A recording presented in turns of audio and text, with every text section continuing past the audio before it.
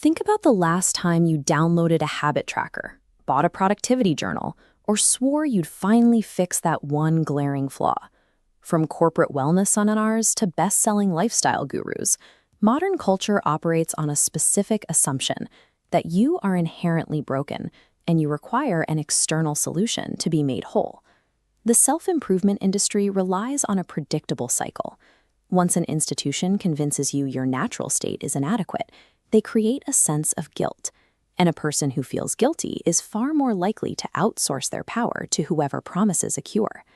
This impulse to mold people into ideal, productive citizens isn't new. It dates back thousands of years to philosophies like ancient Confucianism, which used strict rules to forge what they considered a superior person.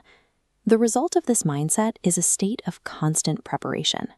The belief that you need to be fixed keeps you in an anxious loop, perpetually acting as a customer for the next method of optimization. But running parallel to those rigid systems was a different perspective. The ancient philosopher Lao Tzu and the tradition of the Tao offered an alternative to this cycle of constant striving. The core of this philosophy is that your innate state is already complete. You aren't a project to be finished. You are a natural occurrence that has been obscured by social expectations. In Chapter 32 of the Tao Te Ching, Lao Tzu uses the metaphor of uncarved wood. It is small, raw, and because it hasn't been shaped into a specific tool, it cannot be used as a vessel for someone else's agenda. This state of being creates a practical problem for systems that rely on control. A person who is content with their useless nature is difficult to manage. They don't respond to the levers of fear or the manufactured desires used to drive the modern economy. Society looks at the uncarved wood and sees a wasted resource. It prefers the carved statue. You are told that your value only begins once you are cut, shaped, and polished to serve a specific function in the market. We see the physical reality of this carving in the Japanese art of the bonsai tree.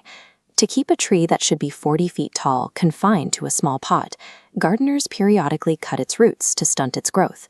They wrap copper wires around the branches, forcing the wood to contort into an aesthetic shape. The result is a highly valued piece of art. But the wild, natural potential of that tree, the massive oak or pine it was destined to become, has been sacrificed to satisfy the gardener's vision. As this diagram shows, modern life prioritizes the straight line of utility, moving efficiently from a starting point to a productive goal. We measure the worth of an hour by what it produces for the future.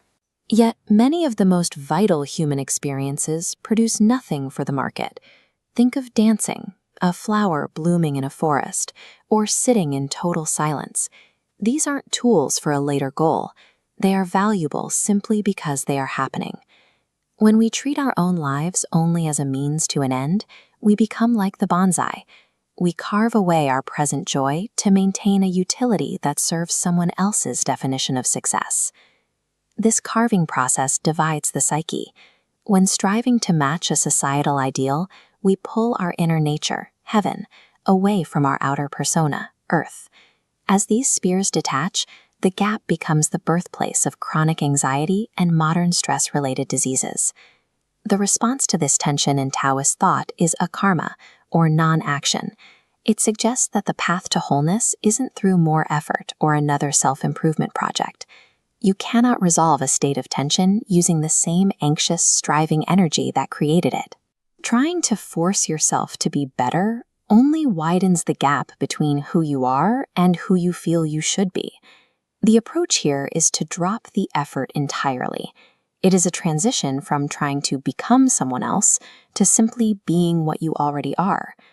There is an experiment proposed by this philosophy. For a period of 3 months, stop trying to change or fix anything about yourself. Observe your habits and your state of mind with zero resistance and zero guilt. Just let the internal grip go. When the striving stops, the tension in the spheres dissolves. The Tao describes this as a moment where sweet rain falls, a sense of grace that happens on its own without being forced or commanded. This aligns with the perspective found in Chapter 33. He who knows others is learned. He who knows himself is wise. Power, in this sense, isn't about conquering your nature to become a masterpiece for society.